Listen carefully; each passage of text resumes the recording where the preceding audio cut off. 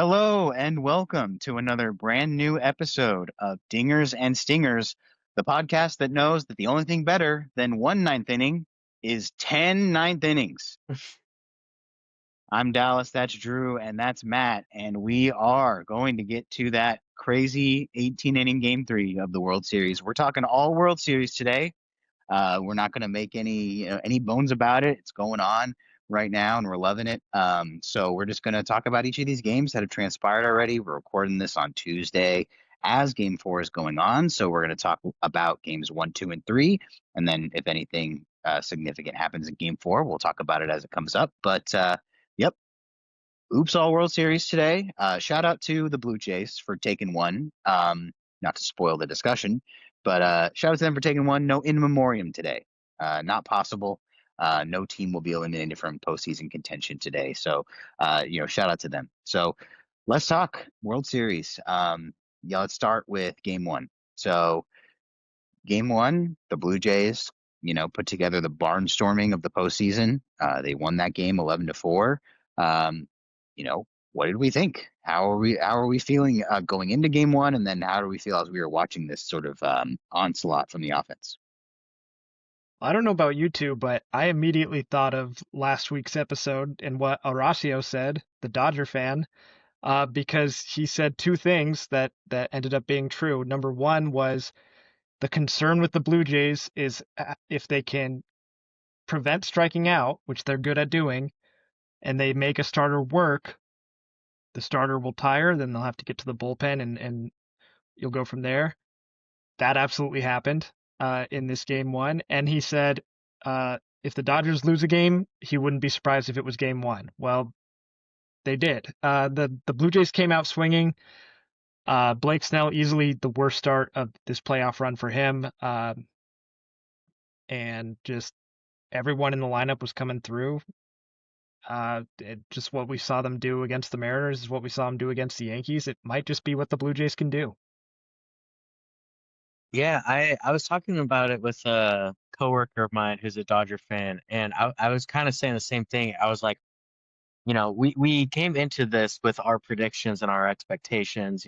Drew said 5 games, I said 6 games. I think Horacio said 5 games, and it's just one of those like, no one expected that the Blue Jays were going to be able to just keep up, I think, the offense like that they've been able to output. And the fact that they have been able to, barring the Yamamoto start, outside of that start, like their offense has kept pace. And if not kept pace, it's putting the pressure on on the Yankees, on the Dodgers to actually have to show up and play good, like to play well. Um, but I was like, my opinion on this series has changed in these couple games. Like, I'm not thinking that this is going to be some easy cakewalk. Like, Blue Jays got a real shot at this, man. This offense, I think, is proving a lot of people, myself included, wrong.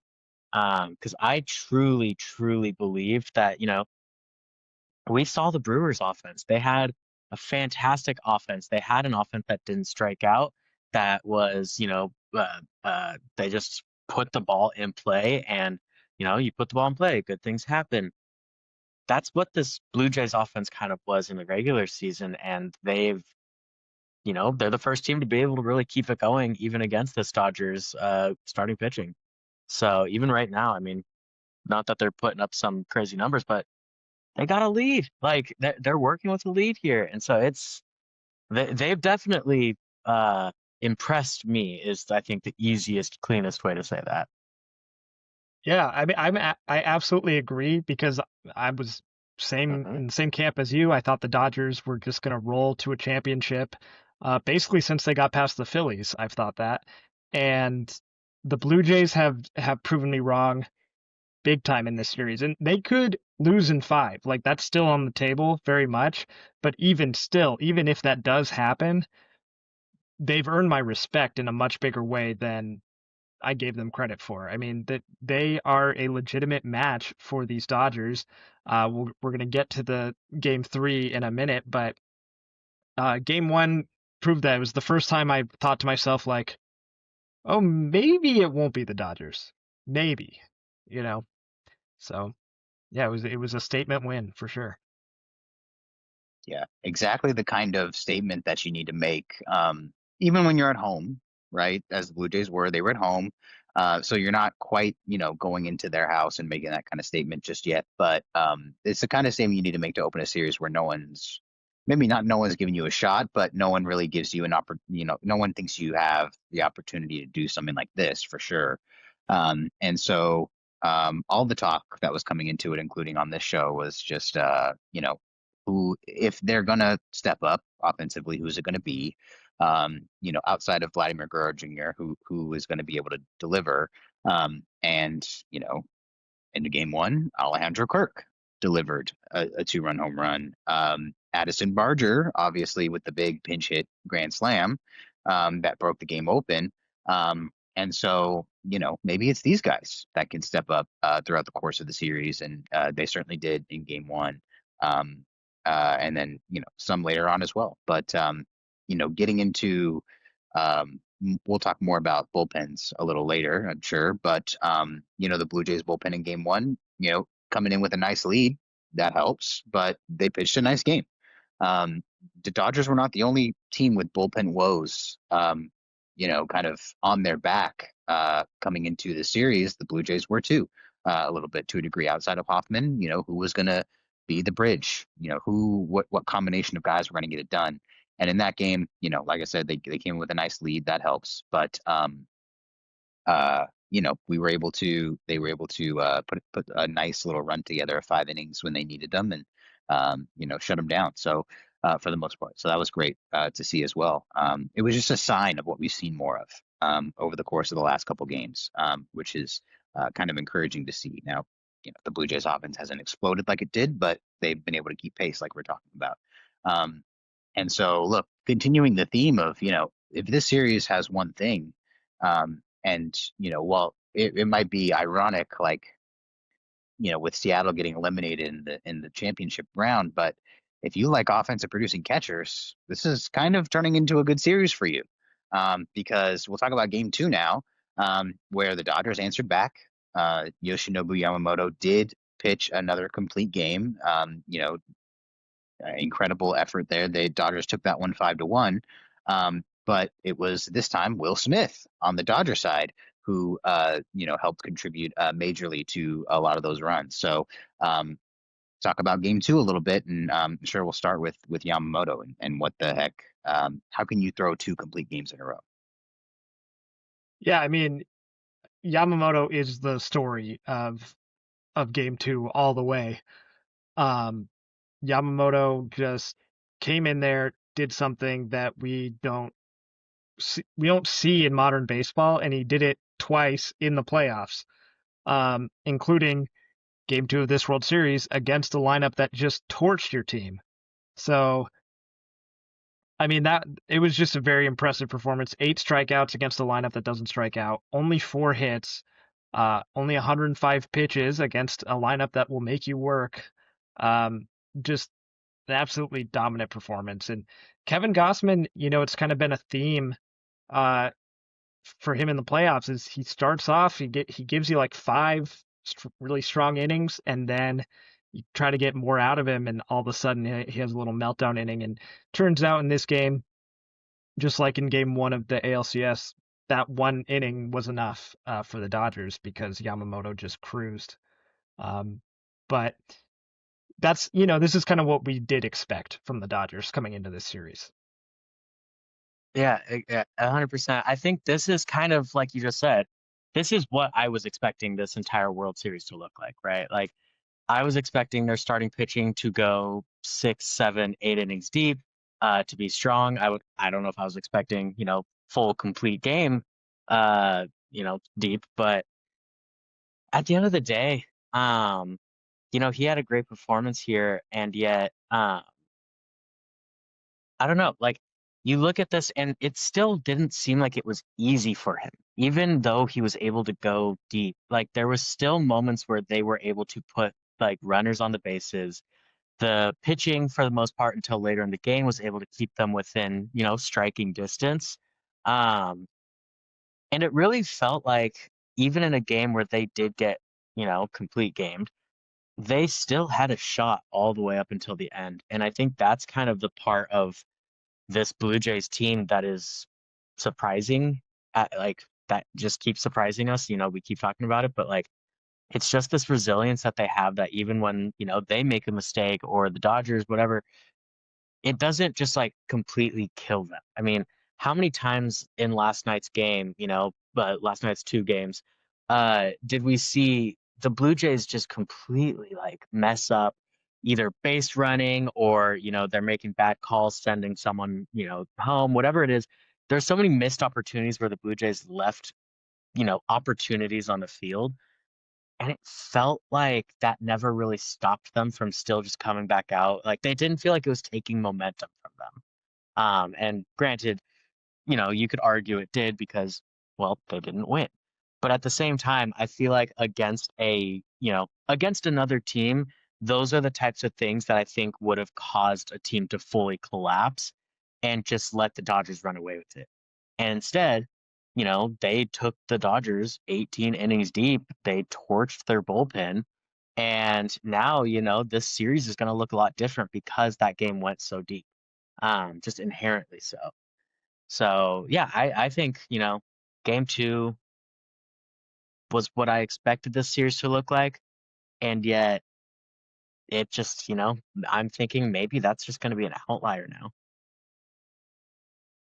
Yeah, I mean, yeah, if we want to move on to game three, just an absolute marathon, 18 inning affair, ends with the Freddie Freeman walk-off home run. But really, the thing that stood out to me about this game was, well, there's multiple things. The first was after coming back from the game two, where Yamamoto just shut you down, they were able to get to Glass now, and they were able to put up a bit of a crooked number on him. And Kirk hit the big 3-run home run. They kind of dinked and dunked their way to another run off of him. But then, Shohei is Shohei, hits a couple home runs, has a couple of doubles. And so the game goes into extra innings, and you would think going into this series, a big weakness everyone talked about for the Dodgers was their bullpen. In an extra inning game, that's all you're relying on is the bullpen. And the Dodgers did the job. Their bullpen shut them down. I want to especially shout out Will Klein, the kind of the last guy on the roster basically, who goes in there and throws 4 innings, gives up no runs, only give up 1 hit. That's stepping up in the biggest moment. But on the flip side of it, the Blue Jays lineup after the 9th inning was just abysmal, and then it got worse as extra innings went on, and it just started to feel like it was only a matter of time before the Dodgers, one of their many, all-star caliber players that's still in the game, was just going to come through with the big hit when they needed it. While the Blue Jays were just kind of biding their time because you just never felt, because all they had to do was pitch around Vladdy in extra innings because Alejandro Kirk was taken out for a pinch runner, their backup catcher, which I'm sure he is faster. What's going to be the big difference there? I don't know. Like, was it worth taking Kirk out for the last 6 innings of that game? Probably not. Springer wasn't in there anymore because he left with an injury and he's not in game 4, so that could be a bigger thing. Bo Bichette was no longer in the lineup because he was lifted for defensive replacement. Miles Straw was in the lineup for Barger, right? So, or someone Yes. like that. I don't know. It was just, it was exciting to see it keep dragging on, but it just never really felt like the Blue Jays were going to win because you just didn't trust anyone in that lineup outside of Vladdy to do the job. So as fun as it was to watch, and there's that moment in, what was it, the 13th, when the Blue Jays loaded the bases with 2 outs and Clayton Kershaw comes in, and we know Kershaw's in his last season and his history with playoff struggles. As big of a moment as it could be, and he gets Nathan Lucas with the weak ground ball. Would have been so awesome if Lucas could have laid off a pitch and walked, because there was a few balls he fouled off. and then Vladdy comes up with the bases loaded, and the Blue Jays have a 1-run lead at that point. That would have been really cool. It just didn't happen, and it just, like we all felt, just a matter of time before the Dodgers, one of them does it. It was almost Will Smith, warning track fly out. It was almost Max Muncy, a foul ball that had home run distance, and then Teoscar hit one to the warning track. Finally, Freddie's the one who gets it done. Um, and that brings us to the other big part of the story, which is Shohei Ohtani not getting a single opportunity to win the game for the Dodgers in extra innings, because through the first 9 innings of the game, he had 2 home runs and 2 doubles, and then they just proceeded to intentionally walk him 4 times, and then an intentional walk another time. So he was on base 9 times. And anytime he came up with an extra innings, he was walked. You'd think, as good of a hitter as he is, you'd think he'd be protected with guys like Mookie and Freddie following up behind him, but it actually worked out for the Blue Jays, and that's why you can't really blame them. But yeah, I'm curious, Dallas. You alluded to it, like there's a lot of talk on intentional walking and what we can do about it. What are your thoughts? Yeah, well, I was joking in another group chat last night about You have because another group chat? I have more than one. I don't mean to brag. But so I was because that group chat is mostly Dodger fans. So they were like, obviously they were all pissed. And they were like, "So we got to do something about this. They cannot be allowed to walk him as much as they want. Like something has to happen." And I sort of joked like, "Okay, well, every time in a row you walk him, he gets an extra base. So you want to walk him for a third time in a row? Okay, he's going to third. So now what? Like, what do you think?" And so it's kind of a joke, but that's what I proposed in the moment. But intentional walks, it's especially when it's like when it's a player like Shohei, like I get if it's like the situation is correct for an intentional walk, almost anybody can almost get intentionally walked, if it's the exact right situation. But with a guy like Shohei, it's just like you put him on every time, take the bat out of his hands. Like at some point, I personally prefer, like if I was a Blue Jays fan, I know that like you don't have for a lot of the, you know, second game of it all, the ninth through the 18th inning, you didn't have your guy out there a lot. Like you just had some guys out there trying to get the job done. But I prefer, if I'm a Blue Jays fan, I think I might prefer, okay, you know what? We're at a point where it's the 15th inning. It is our guy versus their guy. Like, just pitch to them and like you got if they're going to beat us, they're going to beat us. Like, and but we can do it. We can pitch to them. These guys are professional baseball pitchers. They can do this. They can get him out one time. And I know that that's a ridiculous thing to think about Shohei, especially considering his run there. But I think if I'm a Blue Jays fan, I'd like to see my guys get the opportunity to challenge him. You know, at least twice of the 5 times he came to bat in the last half of the game. Um, walk him a couple times, sure, but like, um, you know, challenge him. Let the guys have a chance to challenge him a little bit. I like that attitude. Rather than intentionally walking 5 times in a row and playing kind of scared. Matt, did you have thoughts on the Shohei intentional walk-a-thon last night? Yeah, I mean, dude, we talked about, I had even asked you the question, I posed it to you of like, at what point does it just become an automatic intentional walk every time? Because, I mean, you looked at what he did before, right? 4 hits, 4 extra base hits. Um, he gets on base 9 times. Was it 8 times, 9 times? It's Yeah, yesterday. with all the intentional walks, obviously. But it's like, at some point, the risk of him being on first, I don't know.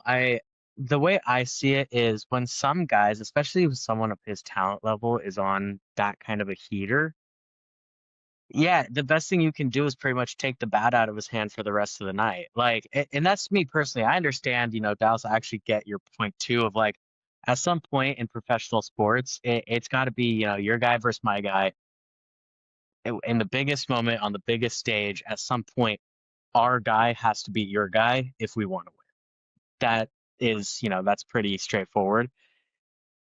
But four hits and all four of them being extra base hits, and especially with kind of, Mookie hasn't been the best hitter of late.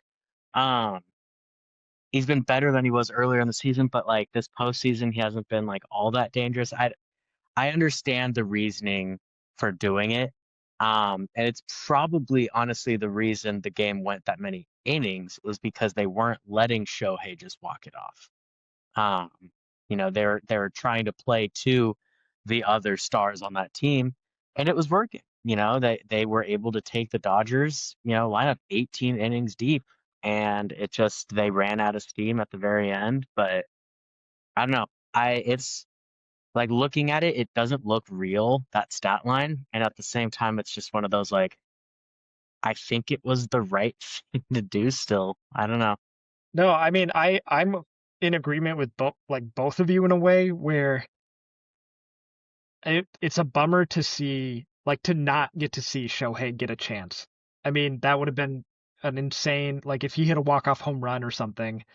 I mean, just an absolute insane game, which we've seen him do time and time and again. But if I'm a Blue Jays fan, absolutely don't pitch to him ever. Like in this environment, in this game, in these innings, there is no the odds of him beating you are just so high. You have to you have to not let him. And I get what you're saying, Dallas, in the old school mentality, but that doesn't work for me if I lose a game because Shohei Ohtani hit a walk-off home run. I'm not, as a Blue Jays fan, I can't just be like, well, tip your cap, he's the best. I would be like, why are we pitching to him? Um, but I do think for the good of the game, for the good of moments, for why we like to watch sports, there should be some thought put into altering this rule somehow. You made a kind of a joke pitch, Dallas, of every time in a row that he's intentionally walked, it's an extra base. Um, it's hard to come up with these things because it's like, well, where's the line between an actual intentional walk versus I I'm just not having a feel for my pitches right now. You know what I mean? Sure. Yep. It's tough, but yeah, I do think there should be some level of incentive to dissuade our best hitters from not getting a chance to have all-time moments.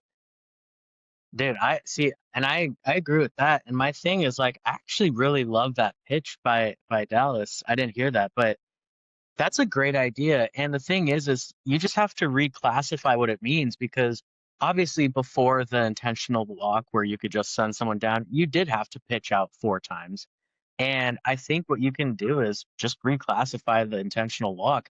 It's four straight balls, right? Like if it also eliminates that thing. And the odds of you facing two batters in the same game and throwing eight straight balls on accident is probably like so fractionally low that it I don't think it would ever impact anybody, but I like that because it would dissuade, taking away these moments from players. You have to give And them at obviously, least one pitch to hit, and I think e- that's exactly, like you smart. have to throw at least one pitch for a strike because if not, they will just get compounding interest essentially. Like it'll Yeah, just keep and getting more rewarding. I don't even think I think it could be a swinging strike. If the batter chooses to chase a pitch, then that's on them. Mhm. They don't get the Yep. benefit. And if someone is just wild, well, that's a problem anyway. So, it And I just was gonna say you'd have to be wild, but then get through the lineup and then get wild again on the same hitter for it right. to ever matter. It's just a matter of like you really would have to be intentional and careful with when and where you're using your walks. Mhm. Yeah, And for that's sure. intentional that's ones, why I should say. that's why the in a row, same player in a row thing is what matters, because if you want to, you want to alternate, sure, but in a game like that, Shohei gets three at bats or two at bats where he gets pitches, and so that changes the situation. So that's why that's part of it. But yeah, so I don't think there's any it would be hard to watch the last night's game and argue against there being something having to, needing to be done about this thing. Because, to watch that go down, it's just like, ugh, like, especially as like a neutral fan, it's just like, dang, I kind of just want to see, I kind of just want to see him do it, a little bit. But Yeah.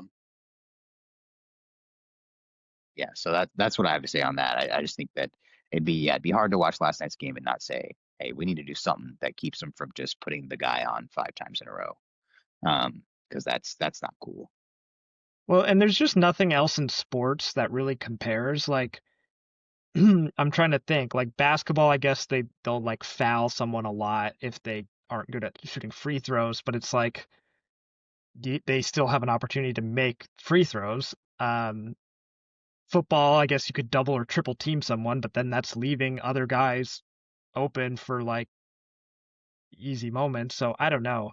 But yeah, it's kind of it until they change it, there's no incentive to not do it. So it's gonna Exactly. keep happening. And it's like it just because it's also just like, yeah, like you said, with someone like Shohei, it's obviously the right thing to do. Like there is no other option. No option B there. But another thing I wanted to get your guys' opinion on I mean, there was so much to draw from in game 3, but this is another. We kind of alluded to a little bit. The Blue Jays lineup got torn to pieces because of all the pinch running that was going on. And so, yeah, what do you guys think about, the benefit of adding marginal speed on the base paths or marginal defensive improvement, um, versus losing like the kind of bats that they lost, in the lineup, for a game like that. Obviously, when you pinch run for, whoever it was, Alejandro Kirk in the ninth or 10th inning or something, you're not expecting for that player to get 4 ABs. You're not expecting that. You're not counting on that. That doesn't really happen ever. But it did happen last night. So, what's the weight there that you guys would put on that, for like all the players that we saw go out yesterday for the Blue Jays? Yeah, I mean I think it was just a case of um over managing in a moment when you needed to get a win. And I don't necessarily blame John Schneider for any decision he made in the moment, but in retrospect, it looks horrible. George Springer gets hurt, nothing you can do about that. But taking Bo Bichette out of the lineup, I know he's coming back from an injury. Maybe he wouldn't have done much in extra innings anyways. But Isaiah Kiner-Falefa had a bad base running blunder. He is a better defender, but like, at second base, like you don't think Bo Bichette could hold it down? I don't know. That was a big one. Alejandro Kirk getting pitch ran for on first base, I thought was kind of an interesting choice because it's like he's not necessarily like Tyler Heineman coming in as the backup catcher. He's not that much more likely to score on like a gap shot because he's not that fast himself.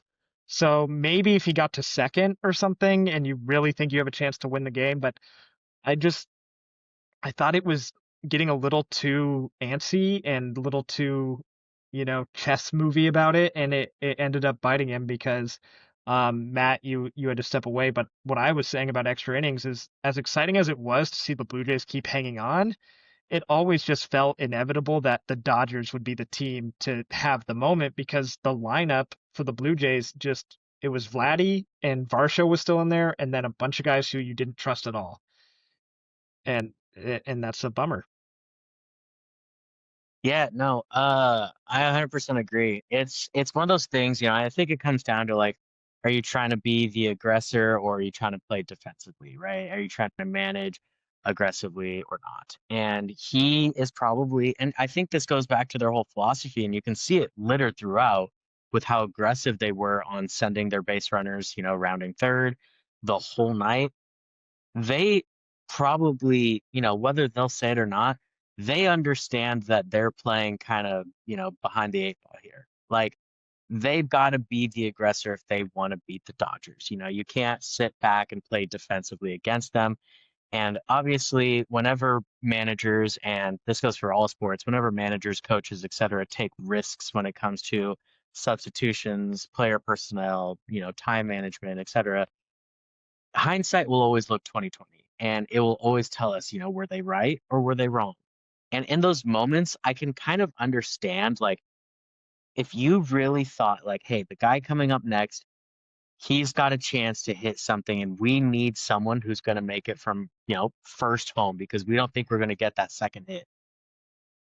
Maybe, like, I don't know. It's hard, and you said it, it's hard to put blame on him for trying to win this game in the amount of time most managers assume they have to win a game, Right. right? Like, no manager comes into a game plan thinking, I'll handle my guys just in case we go 18. Like, no one's doing that. Like, maybe a super, passive manager might game plan for 10.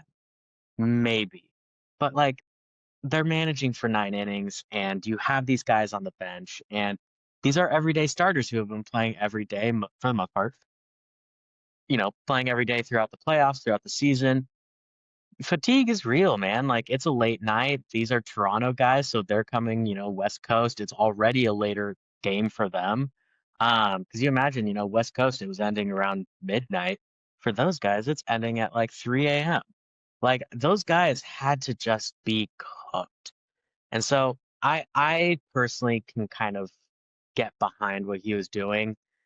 The the one that I didn't love was the Alejandro Kirk sub, just because of how good the bat has been.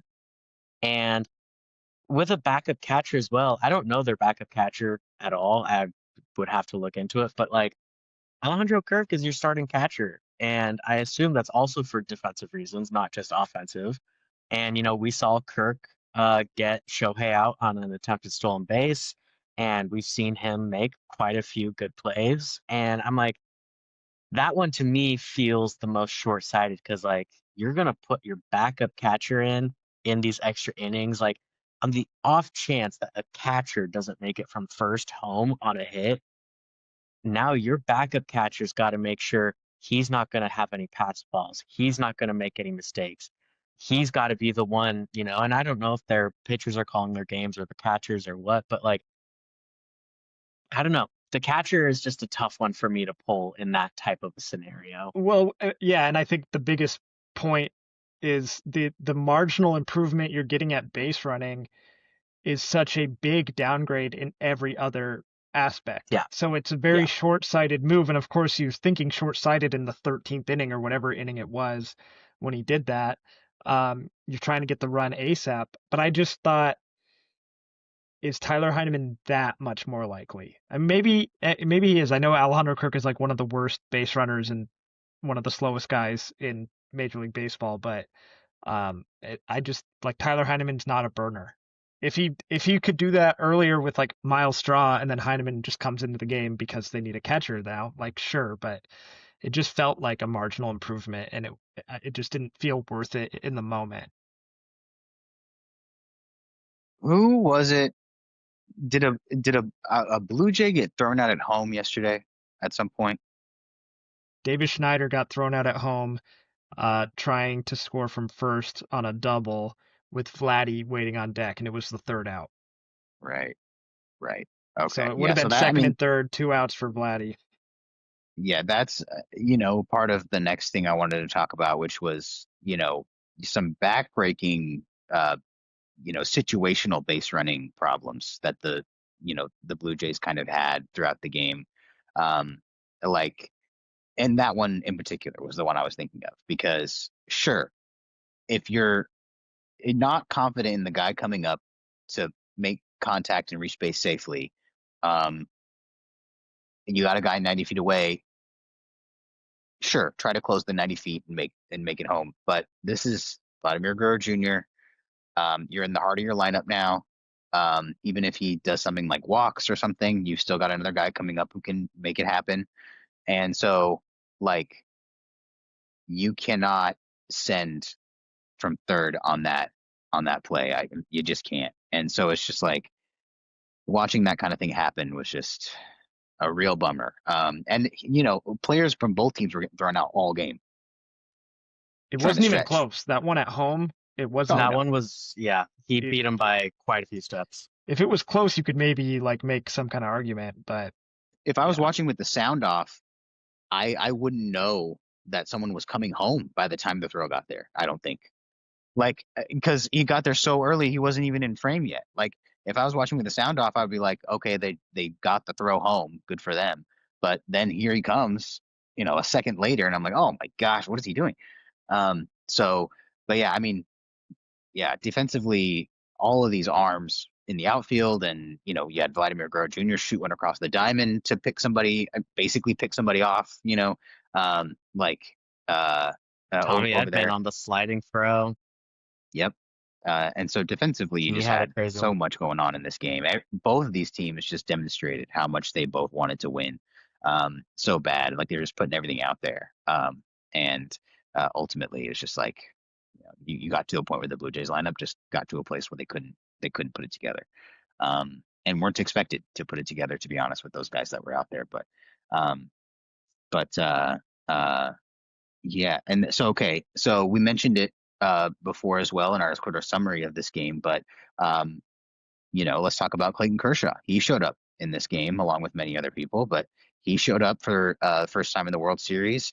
Not definitely not in the situation you would expect him to show up in the World Series. Needing one out. if you're Yeah, if you're a Dodgers fan, certainly not the place you'd expect. But if you're a Blue Jays fan, this is exactly where you wanted him to show up for sure. But uh, yeah, I mean, bases were loaded. They needed one out, and this was a very pivotal point in the game, and he came in there and shut it down. So um, I saw someone edited like a graphic, like a Fox graphic of like pitching line for him. And it was like, it was a very funny image, point one innings pitched, no hits, no runs, and it was just like, ah, yeah, that's fun. But I mean, Kershaw, uh, can you see him coming into this World Series in any other situation? Have we seen the last of him? Um, what kind of things are going through your head about what to do with Clayton Kershaw with the rest of the way here? I don't think we see him again unless one of two things happens. The first is another crazy extra inning game. If Mhm. that happens, Yep. anyone's available. That's how it goes. The other is if the Dodgers are going to win the clinching game of the World Series, or honestly, any game from this point on, and they're up by like 6 or more runs in the ninth inning, I think they might give Kershaw that inning. Um, because he's a legend, he's a Hall of Famer, and they're going to try to give him his moment. Now, it would be like morbidly kind of funny if he goes in there and kind of shits the bed and they have to like put in a real pitcher or something, but I think they would try to do it. I think my number is 5 or 6 runs in one inning for them to feel safe enough to do it. But if that scenario happens, I would expect to see Kershaw come in. Yeah, I almost would be tempted. I mean, granted, the perspective has changed and the Blue Jays are really making this a series. But I was like, I would almost be tempted if I was the Dodgers just to really just not. Like he came in and got to have such a legendary moment as is. And it's like you're saying, it would be really morbid to put him out there and let him ruin what could be one of the cooler walk-off moments for a franchise and all-time legend. Because, like, yeah, he's been pretty much cheeks, you know, In the playoffs, yeah. and for in playoffs, and for him to come in the biggest of moments with the most on the line and to get that out, like you really couldn't ask for much of a better send off, That's true. especially in a World Series game. And I'm like, just let that be it. Like dude, I don't know. Say he's got an injury or something and bring up an emergency pitcher. Like, there's got to be something you can do. Like, if I was the Dodgers, I would not even risk ruining that, right? Like, unless you absolutely had to. Mhm. That's my take. I would hate to see it ruined, and I'm not even that big of a guy, like a Kershaw fan, but I'm like, you got to respect it. He got his moment. He did the thing. Let him let him go. Yeah, I think there's something to in defense of maybe I don't know, no one's questioning it now because he got the out, right? But like in the moment, we're like, what the heck are they doing? And so in defense of that, in that situation, I don't remember what inning it was. Like, what is it? The 11th, 12th, something like that. I don't remember. Um, It was but past 9. I know it that. was past 9. In that situation, uh, it's late in the game, extra innings going on. Bases are loaded, you need one out. In defense of the Dodgers there, I do kind of like going to a veteran in that moment, like the most veteran that I have in the bullpen there, because at least I know his mind will be right. Like at least I know he'll be able to go in there and stay measured with it. And you send somebody out there who came in after him, uh, after he was done. Was It it Will was Klein that came in after him? Enriquez or It was Enriquez or something. Enriquez. Okay. Okay. So even, Enriquez is a kind of a ringer, but even so, I think I might prefer in that situation, the crowd just completely taken out of it because they're holding their breath, kind of a thing. Um, I like a veteran coming in there.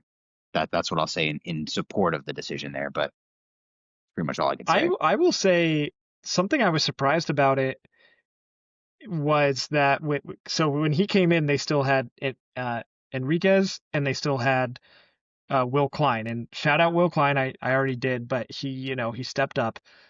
But as like Dave Roberts, I kind of was surprised that they didn't try to get a little more length out of Kershaw, considering how the game had gone to this point and who they had left in the pen. And they ended up getting 4 innings from a guy I don't think they expected to. I would have thought, as much as Kershaw struggled in the playoffs and everything, like it felt a little bit sketchy of like, okay, well, who's going to pitch for you if this game goes any longer? And kind of a miracle that Will Klein was able to do that, even considering this Blue Jays lineup.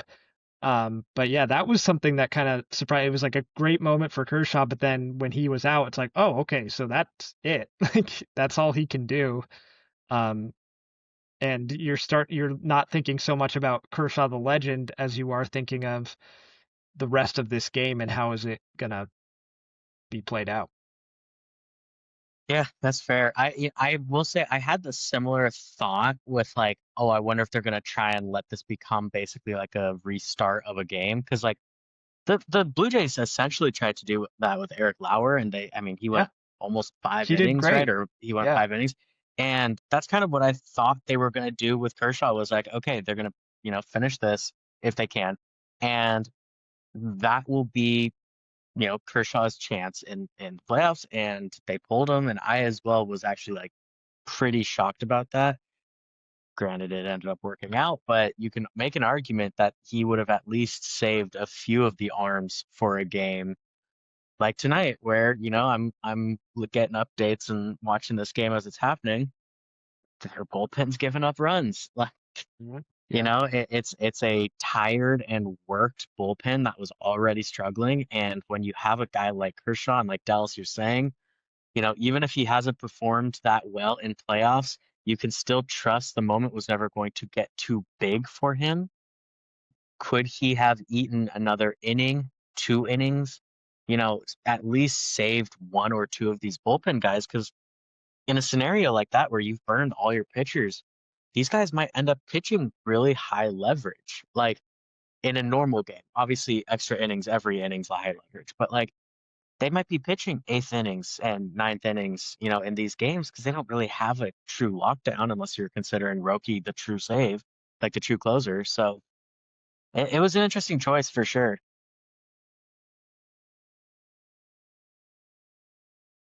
Well, and Yeah, I what mean, was well, yeah. interesting is, sorry, It No, you was go. like worst case scenario for the Dodgers would have been if Lucas got a hit in that moment or walked or whatever, got on base. Kershaw has to stay in for two more batters, and Vladdy was up, and the bases would have been loaded most likely. Still, like that, Yeah, it could have bases gone, juiced left on right. it could have gone sideways real fast. And in fact, if Nathan Lucas didn't swing at a few pitches that he did with two strikes, he would have walked, and then it would have been that scenario. So, you know, coulda, woulda, shoulda. Kershaw got the job done ultimately, but that was an inflection point. Is that what they call it? That was a big I think moment so. in that game. I think so. Yep, it's one of the reasons it went on so long is because nothing was able to happen right there. And so I mean, just to close out here, we can talk about it a little bit. We've talked about it a little bit as we've gone on, but here we are in game four. And right now, as we're recording, the Blue Jays are up 6-1. Who knows what's going to happen? It's the bottom of the seventh. But um, you know, Ohtani, started this game. He pitched for six pretty strong innings, or he pitched into the sixth at least, into the sixth inning. And so, but now here's like we said, here's the Dodger bullpen. Doing what kind of was expected that they would do, being a vulnerability here. So, if the Blue Jays can hang on here and this turns into a best of three, um, what does that? I mean, what does that even look like? Too. I mean, they'd be sending it back to Toronto. Like it's when if they go back to Toronto, it really is kind of a coin flip in my opinion. Like it's anyone's game. That's got to be their big thing is they got to take this series back to Toronto because once they're home, I think anything goes.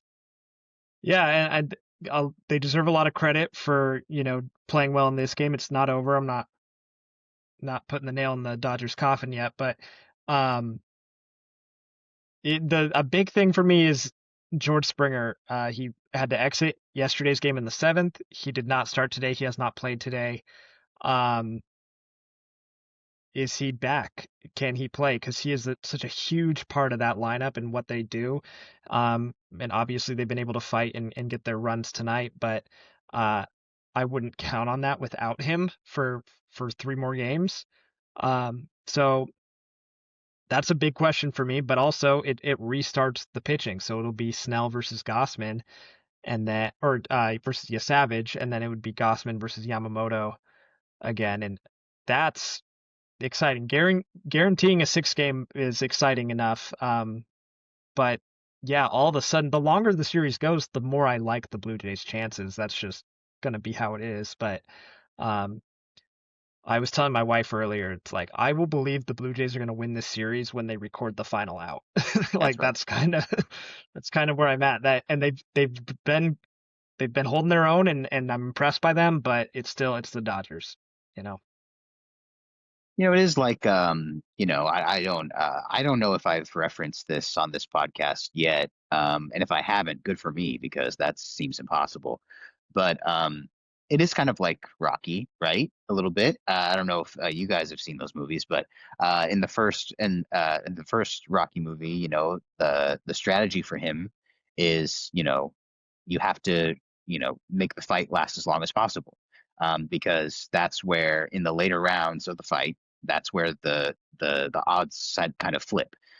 Because in that movie, Apollo Creed's not really used to fighting for that long. He can usually take down his opponents pretty quick. And so the thought is if Rocky can take it into the later rounds, he's not going to really know what to do because Apollo Creed's not really in that situation very much.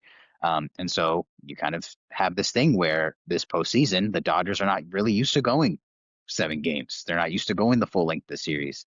And so it's kind of a thing of like, can you just keep hitting and outlast them? And it was kind of this was a little bit of a microcosm in game one, where they were able to do this to Blake Snell. They didn't score a ton of runs off him when he was in the game. He got some earned runs tagged on him at the end of his time in, but then while he was in the game, they didn't score a lot of runs off him, but they kept making him work, and they knocked him out of the game early because pitch count went up. And so a microcosm of the greater strategy for the series was captured in game one there, I think. But all that to say, I agree. If the longer the series goes, the more the Blue Jays might have, a real chance to do this thing. But yeah, so if I haven't referenced Rocky on this show before, that's awesome because I'll do that a lot. I don't know That's if you the more have. of that I don't think you more of have, that's to be coming. honest. More of that is coming. Okay, so let's see. Anything else? Before we head out for this episode, we've covered a lot, but any I mean, last things you I've want to got a talk about? question. I've got a question to pose, and I'm curious about it. So, we saw some great defense yesterday, and this will be, from the Dodgers' perspective. Obviously, I know we're not Dodger fans on this podcast, but we'll play the neutral zone. There's a few guys that I'm a little bit surprised we haven't seen like anything of from the Dodgers. And we just talked about this with the Blue Jays of maybe it was too aggressive with them bringing in runners and switching out defensive positions and yada yada yada. But like certain guys, and I don't know if actually, this may end up being a dumb question, but there's guys like Hyesung Kim, right, on the Dodgers bench. He's supposed to be this like super utility man. And last night, it felt like every other half inning, I'm getting told by the announcers about Tommy Edmonds, ankle injury and how he's just, he's gutting this out and how it's going to put them at a disadvantage and all that stuff. Why don't you think the Dodgers ever tapped into their bench? Because to my knowledge, they didn't use a single person off their bench. They just wrote it out 18 innings. Like, and I think about guys like Will Smith. It's like, that's got to be exhausting catching 18 innings and then going to bed and waking up to go catch another nine. And so I'm just curious, like, what your guys' thoughts are with that kind of mentality as well. Because, like, we've seen Dave Roberts as soon as, or as recently as last year, throw someone to the fire and sacrifice a human soul to get this team some rest. And yet this year, with this type of situation, we see both extremes of the pendulum swing. We see the 18 innings with no subs, and we see 18 innings with zero subs left. So I'm kind of curious, like, what do you think the thoughts are for the other side? Just one of those like, just hey, we trust our guys, so they're going to get it done, or is there something to it? Like, I think the biggest thing is the the bats like the drop off in the bats is so much greater than most of like the Blue Jays situations. Like if you took Will Smith out of the game for Ben Rortvedt, it's like that is such a downgrade, and Will Smith can win it with one swing at any time. Um, I guess you could kind of say that about the Blue Jays too, but it's just not as extreme. I think that's probably the main thing, and it's the time of year where you just leave it all out there and even know that you have a break coming. yeah, and I get that for like, a player like Will Smith, but then I start to look at the end of the lineup, right? And like, how many times were they able to just intentionally walk Shohei? Because there really wasn't much traffic on base before him. And you look at the postseason struggles of a player like Andy Pages. Is that someone you want to give 8 at-bats to? A guy who's batting like 093 or something in postseason right now? Like, I don't know. It's just this interesting thing. And like, they ended up at some point shifting it. And I think Tommy Edman went to center, if I'm not mistaken, at some point. I could be wrong on that. But I'm I'm like, getting the games mixed up, but they've done like Alex Call has gotten some play. Um, but I don't. Yeah, I'm getting lost. yeah. But And that might have been the game last night. They might have made one change. I'm remembering because Alex Call was definitely in that game. Um, so they probably pinched hit him for Pajes and then shifted the defense around. Because you know what? Maybe that was a dumb question because Miguel Rojas also came in and was used to bunt. So maybe, Yeah. I don't know. Maybe I just wasn't thinking about it, but I don't know. Yeah, maybe that was a dumb question. Miguel Rojas was We'll a leave it hair's in. breadth away from taking the We'll leave it mound, in. from what I hear. Yeah. From what I hear, That would have been he pretty was sweet. really close. And you guys know this, but it was, I'll tell the listeners, and maybe this will ruin my whole credibility for the whole, the whole episode before this. I didn't finish the game. I went to bed. I was out. I didn't finish. I left in like the 15th inning or so, because it was an interview with Dave Roberts. And he was talking about, we might have to dig into position players at some point. And I was like, you know what? No worries. That's cool. I'm out of here. I can't do, I'm not doing that. Like I'm not staying See, up to that's watch what that. kept me interested. That Okay, yeah. the See, yeah, possibility of the chaos. I tried my best. I think I fell asleep. The last thing I remember, I think, was Mookie popping up to end the 17th. But I never turned off the game. I just fell asleep with my phone on my chest. So I fell asleep on the couch and that's I awesome. woke up to a post-game interview. I Yeah, checked my phone at 4:30 when I woke up and I saw who won, and then I moved on. gone. Live to play another day. But all right, well, that was a good chat about World Series so far. We've definitely, there was a lot here to be, broken down, especially in that third game that was game 3 and 4, kind of. So, it was a great chat. But let us know in the comments what you guys think about the World Series so far. Game 4 will be over by the time this comes out. So, hopefully, we didn't say anything that, I tried to stay away from saying anything that would age like milk, as they say. But hopefully we did. But let us know if we didn't. Subscribe to us here on YouTube. You can follow us on Instagram. You can share us around. We definitely love to get some more folks part of the run here. Get everyone, get as many people involved as possible. And For Yeah. all the people who don't like watching a whole video, we've come to the solution for you. You can also go ahead and check us out on Spotify, and soon to be potentially all your other podcasting platforms. But we are trying to accommodate for some of our dear friends who absolutely refuse to support us through video. Maybe they But don't have they will YouTube support us Premium, through audio.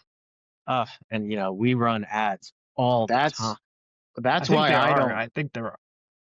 That's why I don't. I mean, there are a couple reasons why I don't watch the show back. First of all, I was there. I remember. Second of all, I don't have YouTube Premium, and I can't. I would have to keep my phone unlocked and on the video the whole time watching it. I couldn't lock it and just listen. So, that's one of the reasons why.